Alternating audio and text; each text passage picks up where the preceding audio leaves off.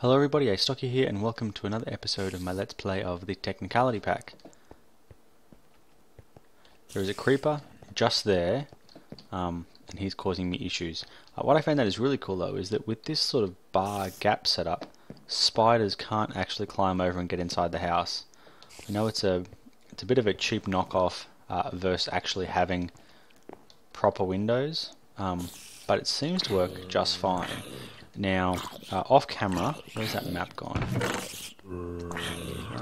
Shh, bad mobs, be quiet. So, off camera, I filled in the whole map. Now, where the top right-hand side of the map is, where about the witch's oven, I wonder if I can show you anyway. Nope. Yeah, so I'm here. About here is the top corner of the map.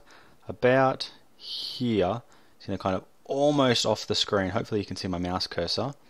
But about where the R in Space Race Manager is, all the way up, I found a jungle. I actually got a comment from Tabasco Punk in the comments telling me pretty much where to look, because he's been playing with the same seed. But I actually got that at the same time as I kind of found it myself anyway.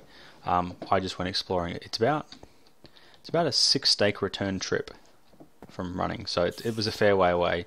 Off camera, I've also added a second story on the house up there. You can see that I haven't quite finished the quite clear glass from Ender.io yet. Got myself a bunch of levels, and in my travels I was lucky enough, this thing is awesome, to pick up 2 ender pearls. So I've got 1 vibrant alloy from last time and the levels that I need, plus I have 2 extra ender pearls that I can use to make more. So the first thing that I want to do, so I want to upgrade this piece of goodness just here. So that plus that takes 10 levels. So let's retrieve 10 levels. And bam. Beautiful. So now, once I power it up, 50% of the damage is absorbed by the power. Now, it's also got plus 2 efficiency when powered. So that would be efficiency 6 and 54 efficiency when breaking obsidian. It's actually 10,000 RF, not 1,000 RF per block when you're breaking obsidian, from what I can tell. But now I can upgrade it with a basic capacitor, and that will upgrade it to the next level, which is even better. So that's something that I want to do right now. So let's grab what I need for that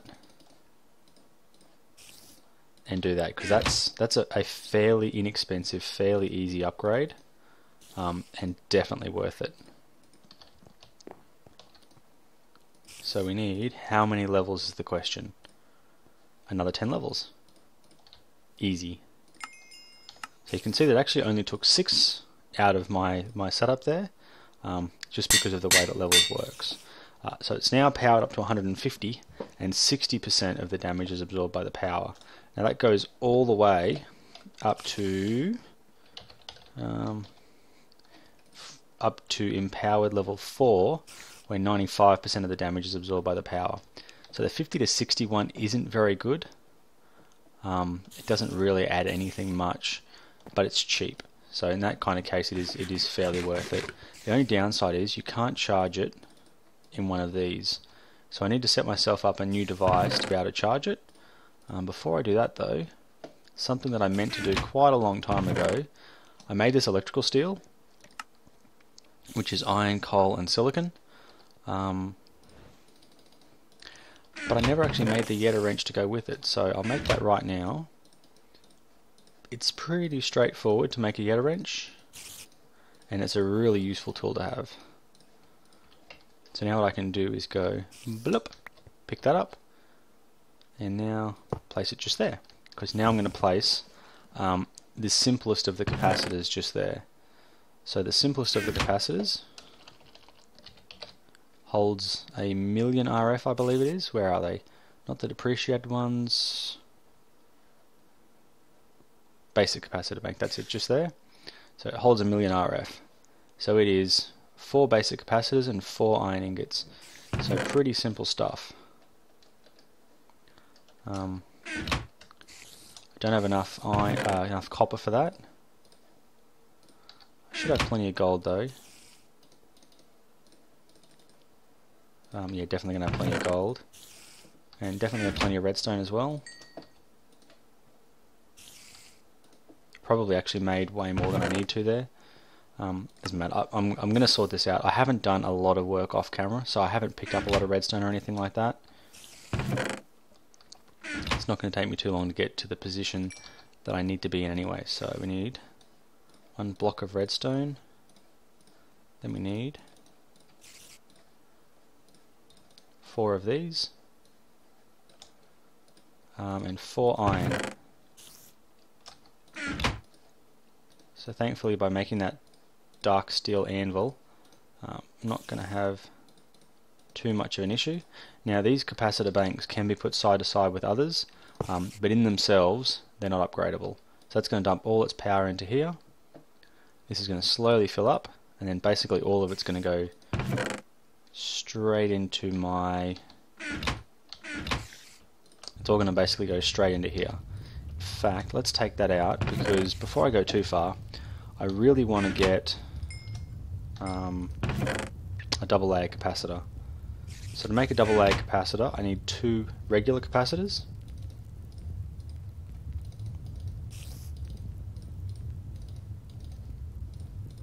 Like so. And I'm just going to bring up the recipe to show you. Stop it. And then I need 2 energetic alloys and a coal powder. So I've shown you energetic alloys before, but in case you don't remember, they are fairly straightforward, just like that. And you need 1 coal powder. So bloop.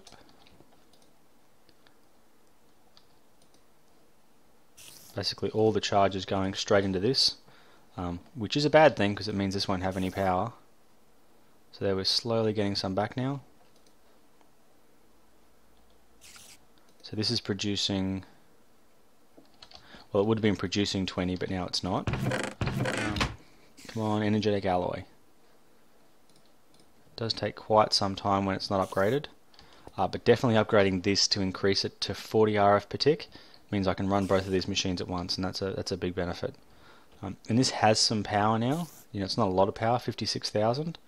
But it's going to really help to reduce that durability, and hopefully now, actually let's go check that out. Oh, creeper.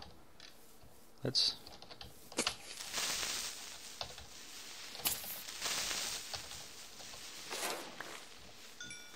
get rid of him. Now let's have a quick look at this. So we've got 1394, still 1394. Still 1394, still 1394. Excellent. That means the unbreaking is also working, because the 50% means it should last 8 times as long now with that unbreaking 3 on it. So that's brilliant. That means it is working the way that it's meant to. So now let's craft this up like such. Beautiful. So now this will go from 2 times burn to 1.5 times burn, and it will produce twice as much power at 40 RF per tick. So that should fill this up quite nicely. I'm pretty much just going to take all of it until it's run out. But at least now this is going to produce much more power. And once I've got this pretty much full, I can take it out of there and stick it in here, and use that to increase the rate at which my machines work as well. It will all, in the end of things, be a good setup, but for now anyway, having this pick empowered really brings to light just how awesome it can be. It's going to be like ridiculously fast too when it comes to breaking those things. Something that I have noted, since I went to video settings and changed this to unlimited from VSync, it's now gone from in the 40s for frame rate to I'm now like up to nearly 200s for frame rate. So if anyone is using that particular option and limiting themselves, probably turn it off, because my game experience is just much better now that I've turned that off. But what did I say that I wanted to do this episode? That's right, I wanted to go and show you some of what I did off camera. Now, I'll be honest with you, this house is not quite what I thought it would be, but my son is building it all for me. I'm having, I guess I'm telling him what materials he can use, but he's building the entire thing himself, which I think is pretty cool. He's having heaps of fun doing it. But the reason I'm actually coming up here is it now has a new story, and that's cool. But it's not the new story that I'm interested in showing you guys. Obviously we have the look around, you can watch the sunset, but even better than that, we can watch the sunset from the second story now. Look at that, beautiful view of the house. We also now have my little witch's hut. Now I basically built to double scale the witch's hut that's a regular Minecraft witch's hut. I basically doubled all the dimensions of it. And I used half slabs and full size slabs for the roof because when you double the scale, the slopes kind of ended up being a bit different than you would normally get with steps. So I thought that'd be a pretty neat way to do it. That'd look pretty good. So I mean, realistically, I should have gone for a much steeper roof to make it match the way the stairs went, but that I think just looks a lot better. Haven't got anything in there yet. That's probably going to be something for next episode. I really want to put a roof on this. Are you full yet? Yes, you are. Beautiful. So now that I've got some living wood, I've got 40 living wood. What I wanted to do is make things with Carpenter's blocks. So it's Carpenter's blocks, the blocks that I need. So they're any plank and a whole heap of sticks. So let's make a heap of sticks. And some planks. I don't feel like I'm going to get as many as I'm actually going to need. Only 15 of them. But what they let me do is they make me able to build some pretty cool slopes. So 3 of those and some more sticks. Where am I going to get more sticks? I'm going to have to use up a bunch of this birch wood. Fine, let's just use it all. Let's go for a stack. And now we need a bunch more sticks to be able to make those wedges.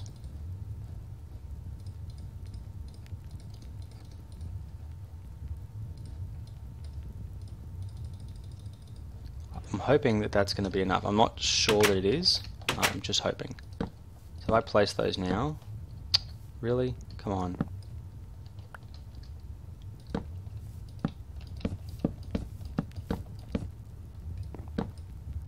They break quite quickly too, so they make really good scaffolding when you're building. Now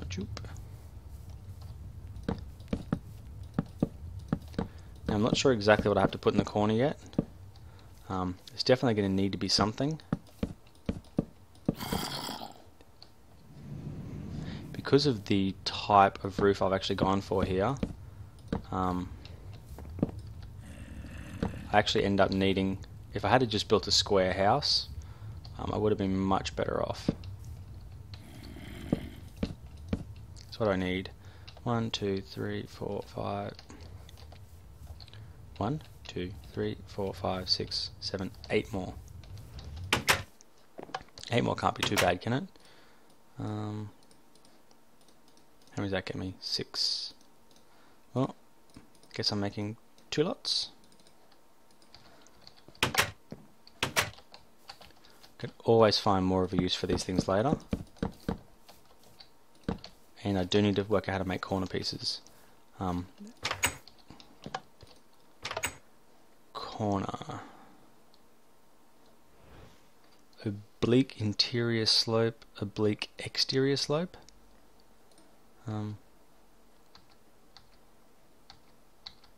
Why is it not showing me a recipe for the oblique exterior slope?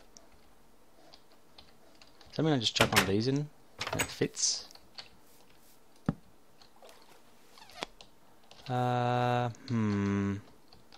Semi.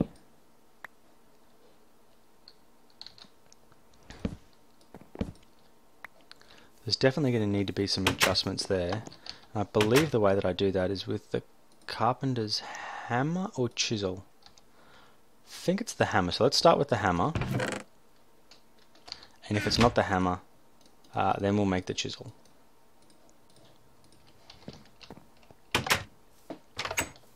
So, boop. Nope, not that.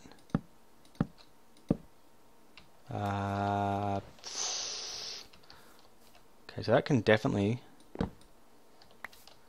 use that one in here. So if I now knock it, knock it, knock it. Beautiful. That was the perfect fit. That's exactly what we wanted.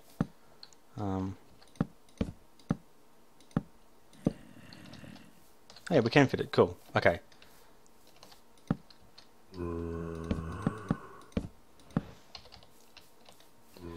I've run out again though, so. But I really, I really do like the way that looks. Obviously, it's not finished at this stage because I haven't actually coloured the wood or anything like that. Oh, excuse me, goodness. I'm actually thinking this is the colour that I'm going to go for the roof. And once I get it, I'm actually going to go for... I want to go for a slightly darker colour here, just to really pop and offset this light coloured wood.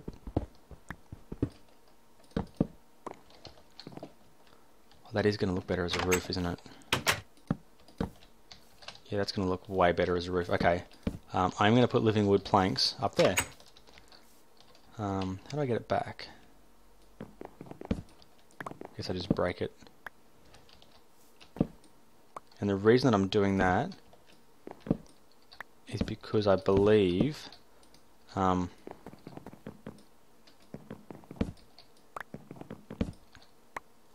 I can actually make it with any kind of block and still colour it.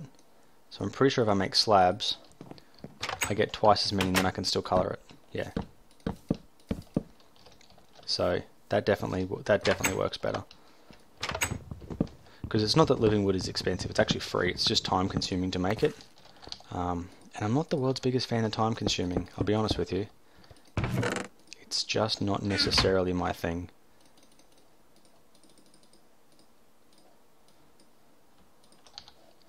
So there we go, let's hit this up.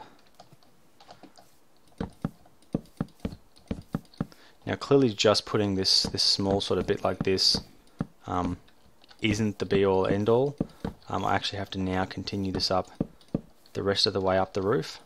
So it's going to be, in terms of wood use, it's actually going to be a fairly expensive roof. But I'm pretty sure I'm going to like the way that it looks in the end. Because I'll pretty much, using the blocks that I've got, I'll pretty much have that slope and it will go all the way up and it'll create like special sort of, it'll create just like a nice peak on the roof that goes the whole way around. So it's going to take some time to do, so it's definitely going to be a job for off camera. Particularly because the amount of wood that I'm going to have to harvest to get this to work. Need lots of living wood too, so all of these things are going to cause me, oh no. Heck.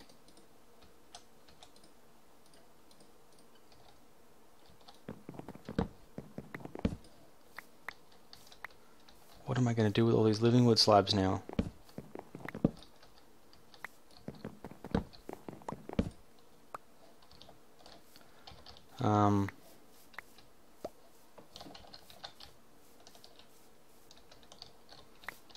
CRAP on a stick. You know what?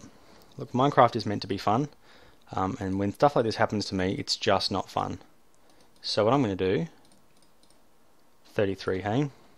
Sorry about that, guys, I hit the wrong button. So what I'm going to do is I'm going to How do I go into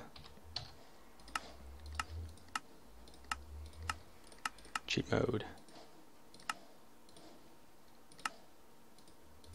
So we want, sorry guys, I'm not looking at the keyboard properly, and I keep bumping the F11 key when I'm trying to hit backspace. So we want, that was a whole stack, so I had one. So now I have 34, perfect. So that's exactly how many I should have. Now let's get myself back out of creative mode. There we go. Now we can turn these into planks, and then we can turn the planks into slabs. If it wasn't for the fact that it was so much more expensive to do it with actual living wood, I think I prefer that slightly sort of rounded texture of the living wood. So I wouldn't have actually minded going for that. But yeah, I definitely appreciate the fact that this cost me a lot less resources. So yeah, that's pretty much what I wanted to do for this episode. The only thing I was thinking of doing, I'm going to eat a bit before I do it. I want to go check out that spawner there for the cave spiders, because my plan, ender pearls are something I need a lot of, and you get quite a lot of experience from endermen as well. So my plan is to, I'm sure there's one here. Like, they're definitely getting me. Which means there's a spawner. The question is the spawner... Yes, it is underground. Okay, so now let's light this up and try to make it so those spiders stop spawning. And then I want to work out a way to probably flatten this out and use them as a bit of an experience grab.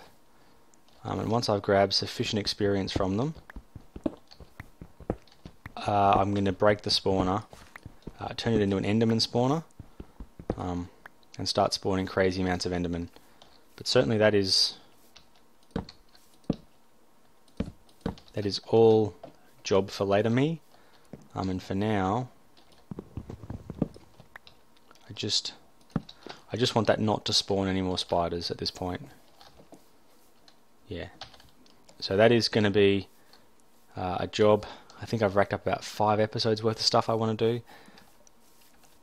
So yeah, it's definitely going to be a job for later. Even just now without the rest of the roof, just that looks better. And yeah, I'm really glad I went with that red colour. I wish though I had a bit of an actual roof up above me. But it is what it is. Come on, done it. So like I said, spiders can't climb over. And now that I've got the lip, they definitely can't climb over. But they can get stuck in a really awkward spot that's annoying. Come on. Pain in the butt. I do want their string. Can hear another spider. Oh. I thought for sure if I can hear him, he must be up on the roof somewhere. It's a very, very crazy thing to think when you've just proven that the spiders can't get up on the roof. But anyway, I'm going to call an end to the episode now because there's so much I want to do off camera. I am going to get this roof completely finished off camera. And then I really want to make a basic start for witchery. I want to get this set up. I need more wood because I have no logs. So just huge amounts of stuff I want to get done. I need to sort my inventory. Wow, it's just ridiculous how much stuff I need to get done. But anyway, thank you very much for watching. Until next time, Astocky out.